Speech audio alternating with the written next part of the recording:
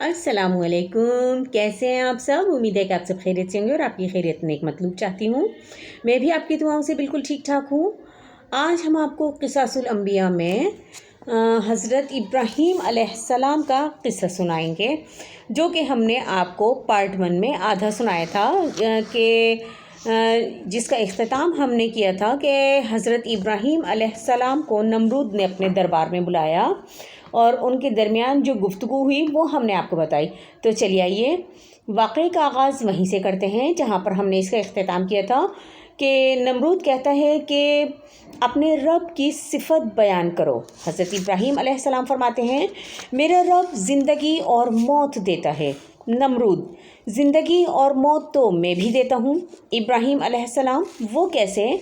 नमरूद, वो यूँ कि पहले मैं एक शख्स को सज़ाए मौत सुनाता हूँ, फिर इसे माफ़ कर देता हूँ। ऐसा करने से गोया मैंने इसे ज़िंदगी बख्शी। आप अलैहिस्सलाम ने नमरूद की बात को रद्द करते हुए कहा, अच्छा, मेरे रब की एक और सिफत सुनो, वो सूरज को मशरिक़ से निकालता है, अगर हिम्मत है तो सूरज को मगरिब से निकाल कर दिखाओ। ये सुनकर नमरूद हक्का बक्का रह गया और इससे कोई जवाब ना बन पड़ा।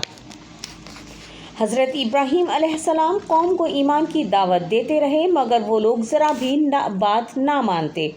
अब आप अलैहिस्सलाम ने पक्का इरादा कर लिया कि इन्हें एक दूसरे तरीक़े से समझाया जाएगा। ये बुत सिर्फ़ पत्थर के टुकड़े हैं, दुनिया और आखिरत में कुछ काम आने वाले नहीं। चुनाचे आप अलैहिस्सलाम ने दिल ही दिल में इन बुतों को तोड़ने का पक्का इरादा कर लिया और मौके का इंतज़ार करने लगे। फिर एक दफ़ा कौम का एक मेला आ गया।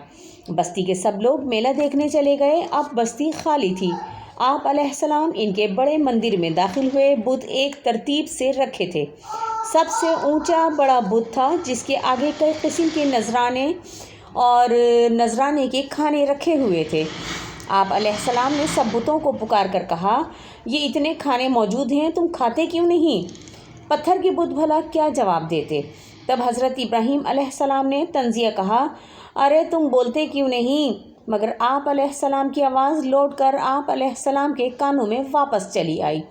आप अलैहिस्सलाम ने हाथ में कुल्हाड़ा पकड़ रखा था।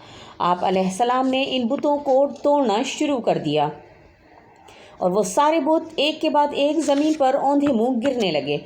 अलबत्ता आप अलैहिस्सलाम ने सबसे बड़े बुत को छोड़ दिया और वो कुल्हाड़ा इसके हाथ में रखकर मंदिर से निकल आए।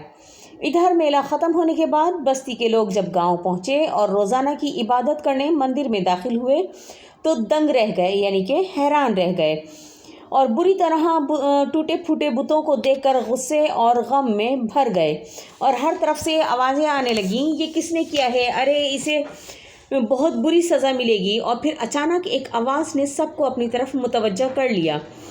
कोई कह रहा था, अरे ये हो न हो ये इब्राहीम का काम है, वही तो है जो हर वक्त हमारे बुतों को बुरा भला कहता रहता है।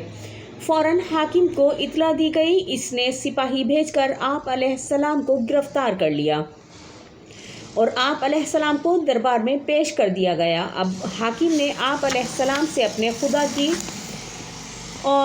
खुदाओं की बर्बादी की तफ्तीश शुरू की। हाकिम, ए इब्राहीम, क्या हमारे खुदाओं के साथ तूने ये हरकत की है? इब्राहीम, अगर ये बोल सकते हैं और जवाब दे सकते हैं तो इन्हीं बुतों से पूछ लो और ये बता देंगे कि इनके साथ ये सलूक किसने किया है। हाकिम, क्या हम इनसे पूछें जो बोल भी नहीं सकते?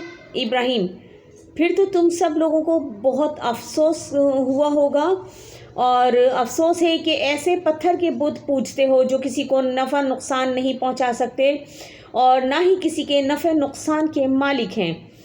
सुनते, देखते, बोलते नहीं और दूसरों को तो क्या नफ़ा देंगे, अपना बचाव भी नहीं कर सकते। हज़रत इब्राहीम अलैहिस्सलाम की इस ज़बरदस्त दलील के आगे सबकी गर्दनें झुक गईं और हाकिम भी बड़ा परेशान हुआ, लेकिन अब कुछ ना कुछ तो करना था और ख़ुद भी अपने और अपने बुतों को भी इस ज़िल्लत और रुसवाई से निकालना था। चुनाचे गहरी खामोशी के बाद हाकिम बोला, मैं तुम्हें सज़ाए मौत सुनाता हूँ और तुम्हें सबके सामने ज़िंदा जलाया जाएगा। अब सब लोग बड़े जोश व खरोश से लकड़ियाँ जमा करने में लग गए, हत्ता कि बड़ी मिक़दार में लकड़ियाँ जमा हो गईं और फिर उनको आग लगा दी गई। आग इतनी ज़बरदस्त थी कि इसके शोले आसमान से बातें करने लगे। इसके करीब जाना भी बेहद मुश्किल था, हत्ता कि हज़रत इब्राहीम अलैहिस्सलाम को मंजनीक में रख कर आग में फेंका गया। आप अलैहिस्सलाम आग में गिरकर गायब हो गए। सज़ाए मौत का ये मंज़र देखने सब आए थे। हज़रत इब्राहीम अलैहिस्सलाम बेहद बहादुर थे। इस वक्त आप अलैहिस्सलाम की ज़बान पर सिर्फ यही दुआ थी कि मेरे लिए मेरा अल्लाह काफ़ी है और वो बेहतरीन काम बनाने वाला है। यही दुआ पढ़ रहे थे जब आप अलैहिस्सलाम आग में फेंक दिए गए। अल्लाह ने फ़ौरन आग को हुक्म दिया, ए आग ठंडी हो जा और सलामती वाली बन जा। हज़रत इब्राहीम अलैहिस्सलाम आग में गिरे और आग गुलजार बन गई। अब लोग खड़े खड़े आग बुझने का इंतज़ार करने लगे ताकि इब्राहीम अलैहिस्सलाम की जली हुई लाश देखकर मुतमईन हो जाएं कि हमने अपने खुदाओं के दुश्मन को हलाक कर दिया है। आहिस्ता आहिस्ता आग बुझ गई, मगर ये क्या, आप अलैहिस्सलाम तो हंसते मुस्कुराते सेहत और सलामती के साथ अपने कदमों पर चलकर खुद ही बाहर आ गए। अल्लाह ने आप अलैहिस्सलाम को आग से निजात दी। अब आप अलैहिस्सलाम ने अल्लाह के हुक्म से बागियों को इस बस्ती में छोड़ दिया और हिजरत करके हरान चले गए। ये इलाका आजकल तुर्की में है। वहाँ आप अलैहिस्सलाम ने अपनी चचाजाद बीबी सारा से शादी कर ली, मगर यहाँ के लोग भी बुत परस्त थे, इसलिए आप अलैहिस्सलाम जल्द ही हिजरत करके वहाँ से शाम चले गए और फिर जब वहाँ कहत पड़ा तो मिस्र चले गए। तो हज़रत इब्राहीम अलैहिस्सलाम के वाक़े से हमें ये सबक मिलता है कि अल्लाह की बनाई हुई कायनात पर गौर करने से ईमान नसीब होता है और हक़ पर कायम रहने के लिए साबित कदमी और क़ुरबानी की ज़रूरत होती है। और अपनी कौम को गुमराही में पड़ा देखकर उनका गम करना और उनको हिदायत पर लाने की कोशिश करना पैगंबरों और इस्लाह करने वालों की सिफत में शामिल है। तो उम्मीद है कि आज की वीडियो आपको पसंद आई होगी। मिलते हैं फिर किसी नेक्स्ट वीडियो में नए टॉपिक के साथ। तब तक के लिए मुझे दीजिए इजाज़त। लेकिन चलते चलते एक छोटी सी अच्छी बात कि इल्म एक ऐसी दौलत है जिसे कोई चोर चुरा नहीं सकता। आप दौलत की हिफाजत करते हैं और इल्म आपकी हिफाजत करता है। तो ज़्यादा से ज़्यादा इल्म हासिल कीजिए। मिलते हैं फिर किसी नई कहानी में नए टॉपिक के साथ।